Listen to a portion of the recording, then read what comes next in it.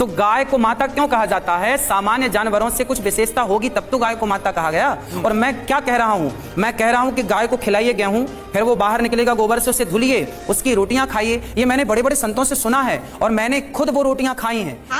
सुन तो लीजिए, आज ये प्रमाणित हो चुका है कि स्त्री और पुरुष के मिलने से बच्चे पैदा होते हैं, गाय का गोबर खाने से बच्चे पैदा नहीं होते हैं। कि आपकी ज्यादातर बातें ऐसे लगती है कि चुटकुले सुना रहे हैं आप, तो आप चुटकुले ही सुनाइए, समाज को भ्रमित मत कीजिए। क्योंकि आप 21वीं सदी में जी रहे हैं। आप यहाँ कैसे आए? रथ से आए महाराज, या फिर कारवार से आए हैं? तो टेक्नोलॉजी का इस्तेमाल कर रहे हैं ना। आप बातें कर रहे हैं 5000 साल पहले की, द्वापर की, त्रेता की। हम सब लोगों ने पढ़ा है, हम भी हिंदू हैं, ठीक है। मैं ब्राह्मण आदमी हूँ, मैंने भी संस्कृत पढ़ी है। आप बातें करते हैं 5000 साल पहले की और चीजें इस्तेमाल। आपने घड़ी कौन सी कंपनी की पहनी है महाराज? हमें जो दे देते दिया जाता है महाराज, तो पहन लेते हैं। अगेंस्ट क्यों बोलते हैं? आप मेडिकल साइंस के अगेंस्ट बोल रहे हैं। आपने सिस्टम ही बदल दिया पूरा कि भाई गाय के गोबर खाने से बच्चा पैदा हो जाएगा। अभी मजा आएगा ना भिड़ो। तो दोस्तों, शुरू की क्लिप देखकर आप समझ गए होंगे कि आज की वीडियो किस टॉपिक पे होने वाली है। लेकिन उससे पहले मैं आपको ये बता दूं कि आज की इस वीडियो में इस अनिरुद्ध चार्य की पूरी तरह से बैंड बजने वाली है, क्योंकि इस अनिरुद्ध चार्य का ये कहना है कि गाय के गोबर खाने से बच्चे पैदा होते हैं। तो इस वीडियो को शुरू से लेकर एंड तक जरूर देखो और अपना कमेंट में जरूर बताएं। यदि गौ माता की कृपा से, गौ माता की सेवा से, गौ माता के आशीर्वाद से राजा दिलीप को संतान हो सकती है, लिखा प्रमाण है, तो हमारे और आपके संतान क्यों नहीं हो सकती गौ माता की कृपा से? लेकिन गाय की सेवा करना महाराज जी एक बात है, हाँ। और आप गोबर की रोटी खाने की सलाह? गोबर की रोटी नहीं, मैंने खुद खाई है। खाइए आप। मैंने गोबर की रोटी नहीं, वो क्या है, एक प्रोसेस है। गाय के अंदर जब गेहूं जाता है तो आप इसको सर्च कीजिएगा, यूट्यूब पे, गूगल में करिएगा। उस गाय के अंदर जब वो गोबर जाता है और जब वो गोबर गाय के अंदर गेहूं जाता है और वो गोबर के द्वारा बाहर आता है, उसके जो सामान्य गेहूं है और उस गेहूं को आप देखेंगे तो दोनों में अंतर होता है ना। और वो गाय कोई पशु नहीं है। गाय, इसलिए हम सनातनी लोग माता कहते हैं, गावो विश्वस्य मातरः। तो गाय को माता क्यों कहा जाता है? सामान्य जानवरों से कुछ विशेषता होगी तब तो गाय को माता कहा गया। और मैं क्या कह रहा हूं? मैं कह रहा हूं कि गाय को खिलाइए गेहूं, फिर वो बाहर निकलेगा, गोबर से उसे धुलिए, उसकी रोटियां खाइए। ये मैंने बड़े बड़े संतों से सुना है और मैंने खुद वो रोटियां खाई हैं। तो यानी इसका मतलब एक तरह से आप मेडिकल साइंस को चुनौती दे रहे हैं। भाई चुनौती हम नहीं दे रहे, हमारी गाय के गोबर का जो गेहूं है वो धुल के खाओ तो संतान की प्राप्ति हो जाएगी। ऐसा मैंने आप क्या कहना चाहेंगे? गाय के गोबर का जो गेहूं है उसे धुलकर खाओ तो संतान की प्राप्ति होगी, क्या है आपके साथ? देखिए, पुरानी किताबों में तो बहुत सारी ऐसी बातें हैं जो मिथ्या है, पहले उनकी खोज करनी रघुवंशम को आप मिथ्या कह रहे हैं? आज सारी ये बातें, महाकवि कालिदास की बातों को आप मिथ्या कह सारी देंगे? बातें साबित हो चुकी है। आपने पढ़ा रघुवंशम? हाँ, रघुवंश पढ़ा है, संस्कृत भी पढ़ी है। आप ये कहकर मत डराइए कि रघुवंश पढ़ लिया तो आप ज्ञानी हो गए। आप उसको हमने पढ़ा है। आप बाबा सुन तो लीजिए, सुन तो लीजिए। आज ये प्रमाणित हो चुका है कि स्त्री और पुरुष के मिलने से बच्चे पैदा होते हैं, गाय का गोबर खाने से बच्चे पैदा नहीं होते हैं। ये सभी लोग जानते हैं। सबको बच्चा पैदा होना चाहिए, सबको बच्चा पैदा होना चाहिए। किसी को ऐसा क्यों नहीं पैदा होता है? आपके भक्तों से पूछ लीजिए बच्चा उनको कैसे पैदा हुआ।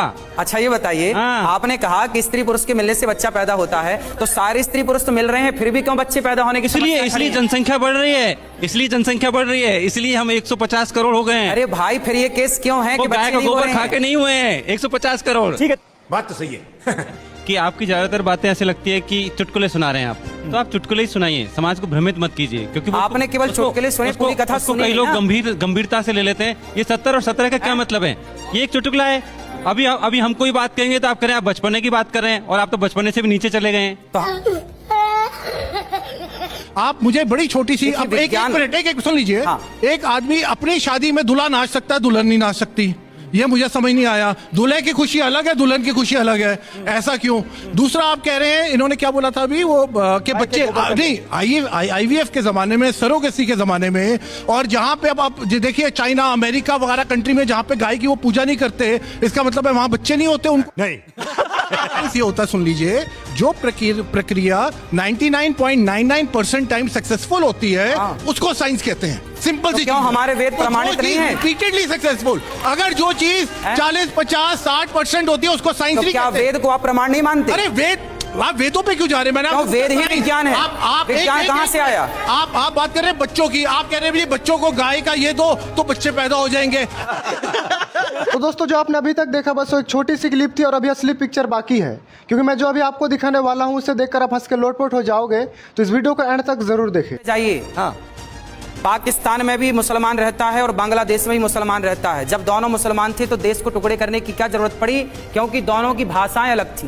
इस पर सवाल क्या है? सुधाचार्य जी से क्या पूछना? सवाल ये है कि ये सब मैंने कहा था कि जनता जाती है धर्म के लिए क्योंकि उसे मोक्ष मिलेगा। धर्म का व्यापार करने वाले लोग इसलिए आते हैं क्योंकि उसे अर्थ मिलेगा, काम मिलेगा। बाबा की कृपा से कोई साइकिल वाले के पास बाइक नहीं आएगी, लेकिन बाइक मतलब बाबा के पास मर्सिडीज और करोड़ों की संपत्तियां जरूर बढ़ जाएंगी। महाराज जी क्या धर्म का व्यापार कर रहे हैं? सीधा सवाल उनसे पूछिए कि धर्म का क्या व्यापार हो रहा, पूछिए क्या व्यापार है धर्म का, आपको क्या दिख रहा है? बाबा की वेबसाइट पे जाएं, हर पेज के एक नीचे लिखा है दान कीजिए, दान कीजिए। यही धर्म का व्यापार है। अच्छा, सही पकड़े हैं आप कभी वृंदावन गौरी गोपाल आए? वहां पर अखंड 30,000 लोग पर डे भोजन करते हैं, 150 बच्चे मंदिरों से पढ़ते हैं, 280 माताएं रहती हैं वहां, तो सब फ्री में होगा? सारे मंदिरों से दान पेटियां हटा दी जाएं तो धर्म का कारोबार खत्म हो जाएगा। ये बड़ी अच्छी बात कही है कि मुसलमानों के यहाँ वो चलता है, क्या बोलते हैं उसको, मदरसा। आपने बोला मदरसा चल रहा है, मदरसा चले उससे इनको कोई आपत्ति नहीं, पर गुरुकुल चल रहे हैं तो क्यों चल रहे हैं, इनसे आपत्ति है। आपको नहीं लगता है जब आप इस तरह की चीजें बोलते हैं तो उनके करियर पे आप कहीं ना कहीं एक ब्रेक लगवा रहे हैं? क्योंकि बाहर अब तो चीनी जो कि इतने कट्टर चीनी उसके वो मैड्रिन के थे, वो लोग इंग्लिश पढ़ रहे हैं क्योंकि उनको पता है ग्लोबलाइजेशन का जमाना है। और आप यहाँ पे भारतीय बच्चा जो आज की डेट में पढ़ना चाहता है, आप कह रहे हो नहीं हिंदी का प्रयोग करो, हस्बैंड नहीं बोलो, पता इतनी छोटी छोटी बातों पे आप तो एक गुरु हैं, आपको तो ये चीजें ओवरलुक करनी चाहिए। बोला जब अमेरिका जाइए, लंदन जाइए तो इंग्लिश में बात करिए, पर अपने घर में आइए अपने दोस्तों से तो अपनी भाषा में बात करिए। इतनी सी तो बात है, इसे क्यों नहीं समझ रहे हैं आप लोग? क्योंकि मेरा भारत महान, मेरा भारत यहाँ पे मेरे दिल में है, मुझे किसी का सिग्नेचर नहीं चाहिए कि भाई मैं किस भाषा में बात करूं।